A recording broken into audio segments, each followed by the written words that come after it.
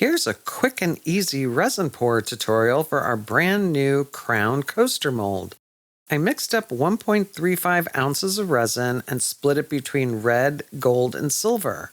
The red was only 0.1 ounce of resin, the silver was 0.5, and the gold was 0.4.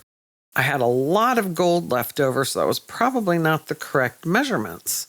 The silver is the bigger portion that you need to worry about, and the 0.5 was enough for that. It's pretty easy. I just used a pipette to fill up the areas with. Once that dried, I mixed up some mica powder to fill the back, and you need 2.5 ounces to fill the back of the mold. And once that is cured, you demold it and add your top coat. Really doesn't get any easier than this. This 3D coaster measures approximately 4.4 inches wide by a ½ inch deep, and it's got 3D relief, which makes it look really cool. It only takes about 2.7 ounces to top coat. You just fill up right to the edge without doming, and once the resin is cured, it's ready to use as a coaster. Let us know what you think about it in the comments below.